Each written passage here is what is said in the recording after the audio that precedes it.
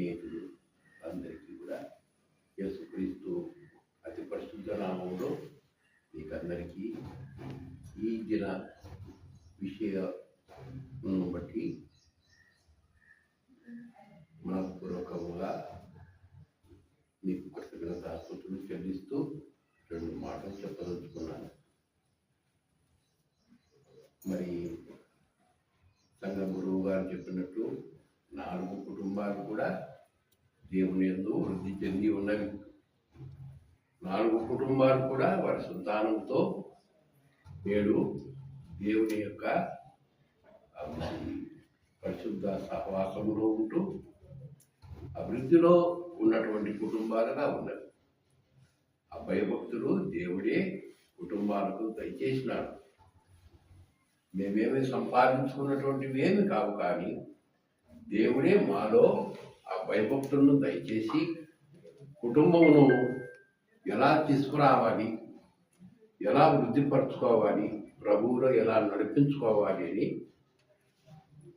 4 కుటుంబాలను, మరి ముఖ్యంగా త్యాగరాజు గారు, మా నాన్న పెద్దవాడైతే ఆయన అందరికంటే చిన్నవాడు. నేను 4వ తరగతి చదివే సమయంలో ఆయన ఎస్ఎల్సి చదువుతూ ఉండేవాడు. జమ్మనమడుగు నుండి పెద్ద బస్సు వరకు, పెద్ద బస్సు నుంచి జమ్మనమడుగు నడిచిపోతూ ఆయన చదువును పూర్తి చేసుకునేందుకు ప్రయత్నం చేశాడు. అయితే టీచర్ ట్రైనింగ్ అనేది ఒకటి ఏర్పాటు అయి ఉంటే అక్కడికి వారి సిఫార్సు చేత ఆయన అక్కడికి పోవడము, టీచర్ ట్రైనింగ్ పూర్తి చేసుకొని రావడం జరిగింది.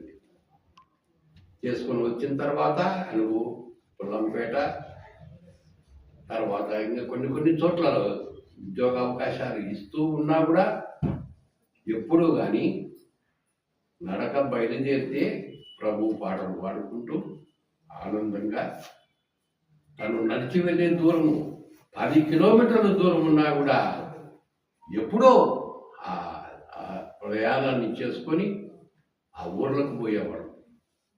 కొండాపురం నుండి ఏటూరు, కొండాపురం నుండి ముచ్చుమరి, ఎక్కడికి వేసినా కూడా ఆయన పాటలు పాడుకుంటూ ఆనందంగా వెళ్ళేవాడు.